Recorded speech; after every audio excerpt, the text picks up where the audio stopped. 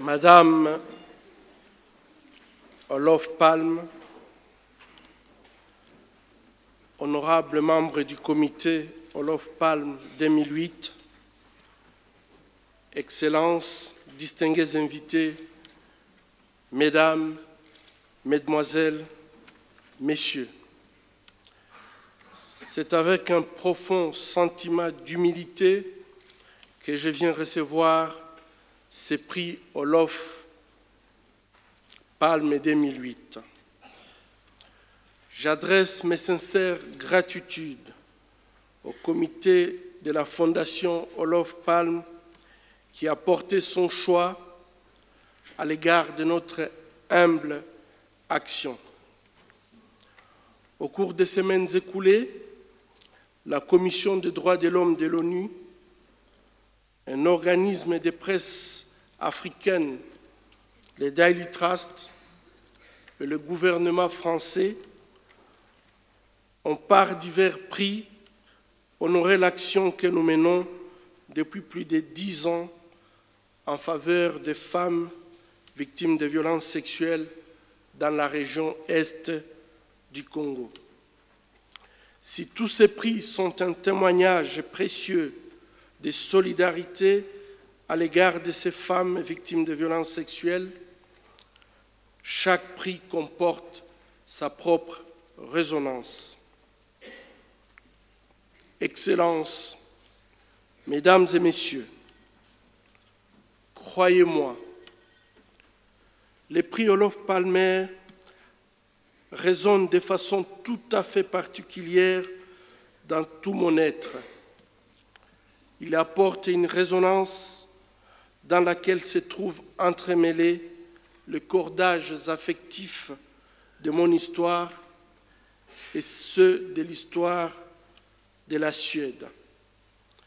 En effet, fils d'un pasteur de la mission libre suédoise au Congo, très tôt votre pays a compté pour toute ma famille. Entre autres exemples, notre scolarité s'est faite dans les écoles de la mission libre suédoise. Plus tard, après mes études de médecine, mon premier pas d'emploi a été fait dans un hôpital financé par la Suède. C'est dire que la Suède, votre pays, nous accompagne depuis notre berceau jusqu'à ces jours. C'est pourquoi j'exprime ma reconnaissance à plusieurs de vos fils qui ont quitté ce beau pays pour aller mourir dans mon pays. Mais leur mort n'a pas été vaine, loin de là. Parmi tant d'autres martyrs, permettez-moi de rendre hommage à ces 5 missionnaires décédés le même jour à Uvira, au sud Kivu, dans ma province, dans les années 1920, par suite d'un empoisonnement, dit-on. Ces missionnaires avaient un double idéal, servir Dieu et servir l'homme.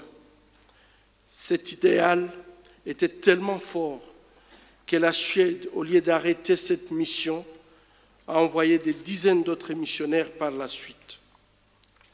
Au sujet de tels hommes, plus tard, Martin Luther dira « Celui qui a peur de mourir pour une cause qu'il juge juste ne mérite pas de vivre. » C'est pourquoi, en cette occasion mémorable, en cette circonstance où les hommes de bonne volonté peuvent se réunir pour unir leurs voix contre la barbarie, contre la violence dont certains mâles font subir aux femmes, qu'il me soit permis de rendre hommage à la Suède tout entière, à son gouvernement, aux donateurs anonymes, aux églises suédoises qui, par leur libéralité, ont fait de nous ce que nous sommes.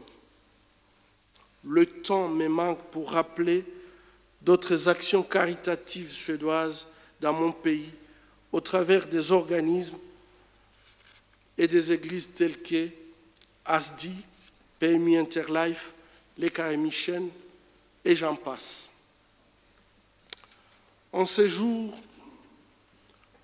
je pense spécialement à Olof Palme, ce grand fils de la Suède qui a marqué l'histoire du monde par ses combats au profit de la justice, de la liberté et de la fraternité. Ce grand homme qui a soutenu son idéologie jusqu'au sacrifice ultime. En associant notre action à la mémoire de cet illustre personnage, nous ne pouvons pas ne pas vous exprimer notre profonde reconnaissance. Avec cette récompense, il est humain de sentir une profonde satisfaction, une joie extrême. Mais hélas, nous en sommes très loin. En effet, comment me réjouir quand je sais qu'en ces moments où je parle devant vous, des centaines de milliers de femmes victimes de bandes armées sont soumises à des pires sévices sexuels. Comment me réjouir quand je pense à ces enfants, ces bébés, parfois dont la violence sexuelle subie provoquera des séquelles irrémédiables. Comment me réjouir quand je pense à tous ces enfants nés de cette relation de violence sexuelle et qui un jour finiront par apprendre leur triste et pénible histoire. Comment me réjouir quand je pense à ces femmes qui, à la suite de ces viols, ont été infectées du virus, du sida, et qui vont mourir demain parce qu'elles n'ont pas accès aux trithérapies pourtant existantes partout ailleurs. Ces viols qui se font systématiquement ne tiennent pas compte ni de l'âge, ni du statut social des victimes. Ils se pratiquent massivement comme une véritable armée de guerre.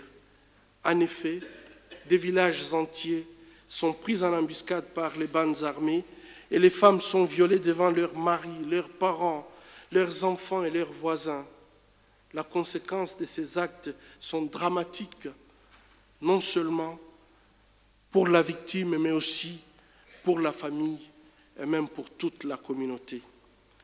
Ainsi, depuis 10 ans, notre travail a consisté à prendre en charge ces victimes sur le plan médical en réparant les lésions génitales produites par les armes à feu, les objets tranchants et contondants et même des lésions obstétricales dues aux grossesses non désirées, dues au viol chez les enfants.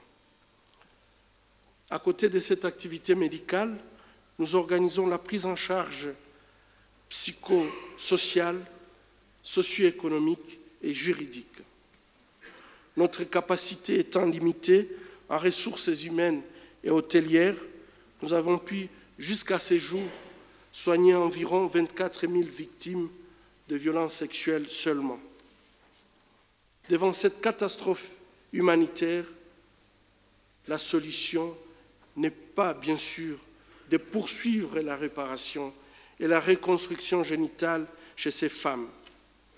La solution radicale contre ces mâles qui détruisent notre humanité consiste à mettre fin à la guerre, à traduire en justice, soit nationale ou internationale, tous les auteurs de ces actes ignobles.